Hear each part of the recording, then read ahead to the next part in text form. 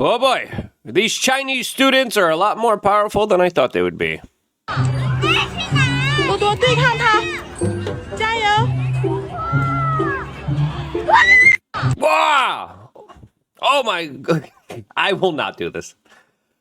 This, as there's more incredulous, bombastic news surrounding the trifecta of North Korea, Russia, Pakistan joining together during the Chinese military victory parade here that I think is absolutely worth talking about is Donald Trump had some very big bombastic comments to make during these ceremonies that are very eye-opening and highlight how there's a lot more of geopolitical instability than many of us would have liked to admit here.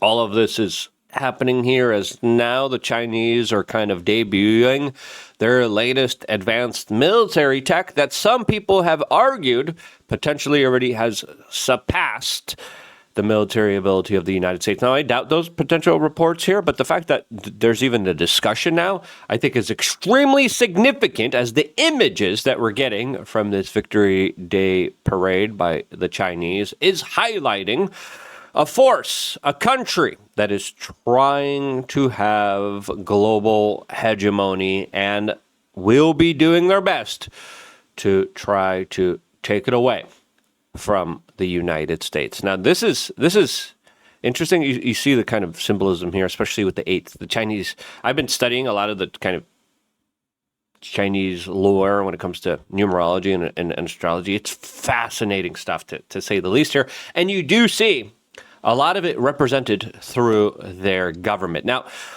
what's really happening in China, as we have Nick F. making some comments about how Trump's recent frustrations through Truth Social could be related to the peace deal never really working out between Russia and the United States, which signals now Russia turning more favorable towards China.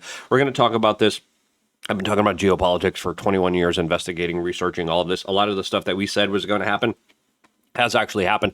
A lot of people were like, no, you're just hyperbolic. Well, we weren't.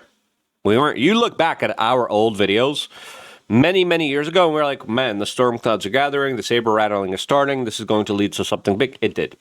So if you appreciate our ability to forecast a lot of this stuff, subscribe, click the notification button. As right now, China just debuted its new robot chopper, which a lot of people see as a warning to the world. As during this military parade, the Chinese showed their ICBMs, their stealth fighters.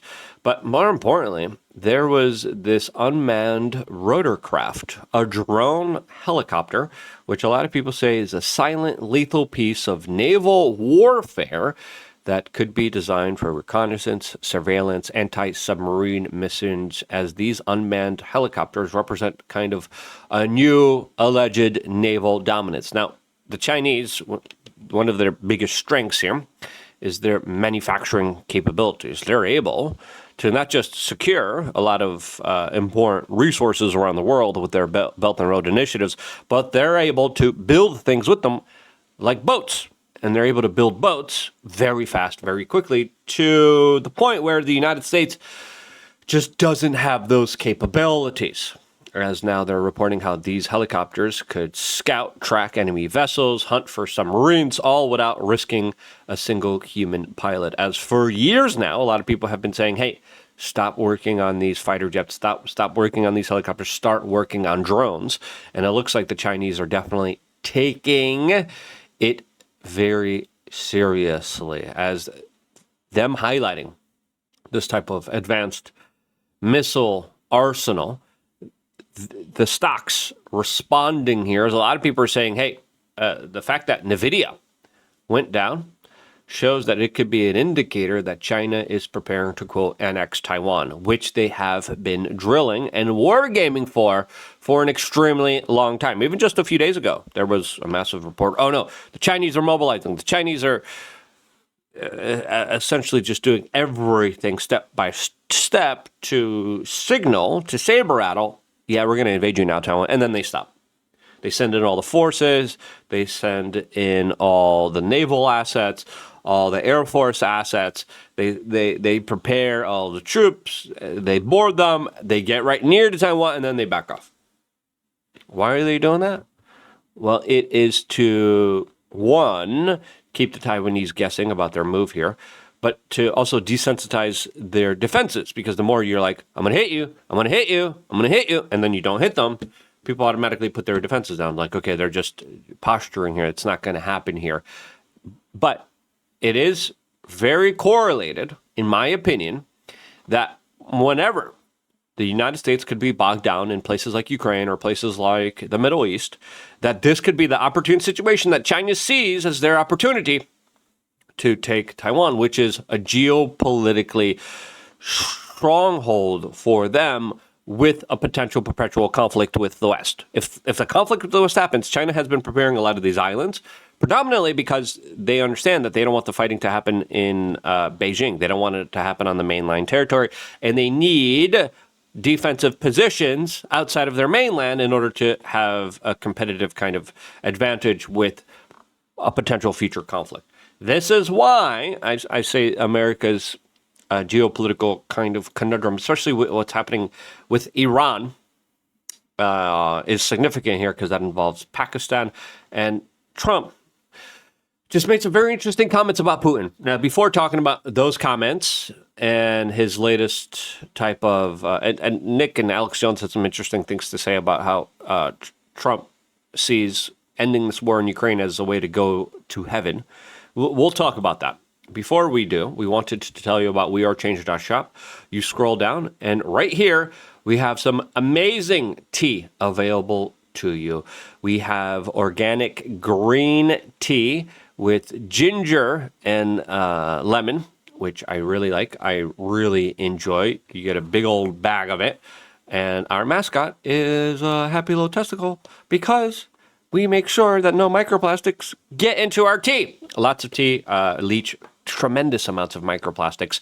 But we have organic green tea, as now some people are claiming, the New York Post is claiming, that there's fat-blocking green tea microbeads that show promise for weight loss. And again, I see a lot of people promote tea for weight loss. You want weight loss? Stop eating all the sugary frickin' seed oil foods, fatty. That's how you get fat loss. Maybe you'll get some fat loss if you have some organic green tea. Maybe. But when you have your organic green tea, just make sure not to get the microplastics blasted in you and blasted in your balls. Okay? And this is what we can promise to you, because it's loose leaf tea. It's really good tea. It's really really high quality type of stuff here, and then you can make a big old batch of it just by getting it on wearechange.shop. A lot of people are coffee drinkers. I understand. I like coffee too, but sometimes I need a little bit of a boost, and I don't want to be fully caffeinated. I want to be a little caffeinated. There's a lot of people claim to have a lot of like really kind of odd health benefits with green tea, especially organic, natural green tea. So look into it yourself, do your own research. But if you're going to drink tea, don't drink the microplastic tea everywhere you go. The Arizona stuff filled with high fructose corn syrup and microplastics that are lining those cans. 99 cents. You get a better bang for your buck getting our tea, brewing it, and putting it in a big pitcher. Put it in your refrigerator. Put a little bit of honey or maple syrup in there. Bada bing, bada boom. You got yourself some really awesome sweet or non-sweet tea from wearechange.shop that also supports us, that supports yourself, and allows us to grow as an independent media organization. Now, let's go back to these kind of storm clouds gathering, creating a perfect storm and crescendo for Pakistan, China, North Korea, and Russia to make a big, bold offensive move against the United States, as now Donald Trump is signaling that he's very disappointed in Putin. And just a few days ago, this is what he had to say to the world. With President Putin in the past week, have you spoken with President Putin? Yeah, I don't want to. I have learned things that will be very interesting. I think in the next few days you'll find out. Learned things that are few interesting that will find out, as Donald Trump, after this statement, took to Truth Social and said, quote, "The big question to be answered is whether or not President Xi of China will mention the massive amount of support and blood that the United States of America gave to China in order to help it to secure its freedom from a very unfriendly foreign invader." He's talking about the Japanese. "Many Americans died in China's quest for victory and glory. I hope they are rightfully honored and remembered for their bravery and sacrifice. May President Xi and the wonderful people of China have a great and lasting day of celebration. Please give my warmest regards to Vladimir Putin and Kim Jong-un as you conspire against the United States of America." President Donald J. Trump. As a lot of people responded to this, be like, yeah, I think that's a fair. Yeah. It's very weird, right? As there was new rumblings of potentially a new North Korea deal between the United States that wouldn't have involved John Bolton that nuked the last deal between these major superpowers and countries. But, I mean, these statements right here, I mean, goodness gracious. Putin, Kim Jong-un conspiring against the United States. What does Donald Trump know here that he's not letting on to? What is he hinting at here when he's saying he's very disappointed and there's going to be information revealed here, as it looks like Donald Trump was trying to get a peace deal, and he was seeing this peace deal, according to Nick Fuentes and Alex Jones, as a way to get into heaven. We get something really interesting, though, on August 19th. And this is something also that Alex Jones said on a show that I did with him earlier not this month, but last month in August. On August 19th, Trump is quoted in an interview as talking about heaven. And in the context of his meeting with Vladimir Putin and bringing an end to the war in Ukraine, Trump says, "This will get me into heaven," he says, which is once again an uncharacteristic thing for him to say. Now, we do know Trump has allegedly, according to some sources, changed his mindset and the way he approaches things after almost getting shot on national television. Rightfully so. That changes a man, especially when you have bullets whiz by your head, and miraculously you just shift your head in a way where you survive that. A lot of people believe that has brought Trump closer to God here. Now, hypothetically speaking, if you are the president of the United States, right, and you believe in this type of stuff and you understand that being a peacemaker brings you to heaven, why in the hell are we bombing Yemen, right? Why in the world are we bombing Iran and bringing us closer towards, and again, say what you may about the bombing of Iran here, it definitely raised the temperature in the room and prevented peace from being made in Ukraine. That's pretty clear. It put the Russians in a very weird, awkward kind of position with the Iranians. The Iranians were and are a major part of the Russian military-industrial complex. The Russians said, please don't do this. They went out to Israel. They went out to the United States and said, guys, just don't bomb Iran. They did it anyway. Highlighting the degradation of the negotiations in DSL. How in the world, if you really truly do believe this, how you allow Ukraine to do these sabotage attacks inside of Russia, going after their nuclear arsenal and blowing up a nuclear treaty, right? How do you do that? If you really do truly do believe this, that's something that I'm kind of thinking about here. But hypothetically, it doesn't match up with Trump's foreign policy. Let's just be honest, which has been a little bipolar, right? It's like dealing with a crazy bipolar chick. I dealt with them before. Not fun. Not fun at all. It's like, wait, what's coming next? Whoa. Well, I didn't see that one coming. Oh, holy crap. Why are you doing that? Right? Hypothetically speaking,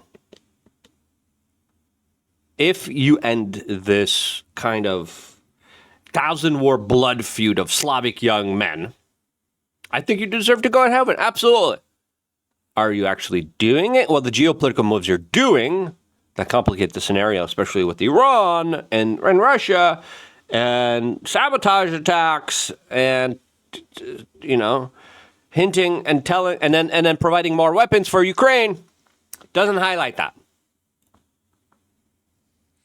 Trump has been with us for 10 years, and like him, love him, hate him, whatever you think about him, this is not a deeply spiritual person. This is a very strong, stoic person, fatalistic, you might say, pays lip service occasionally to some vague notion of God, Christian, cultural Christian religiosity, but he's not a deeply spiritual person, doesn't speak in moral or spiritual terms.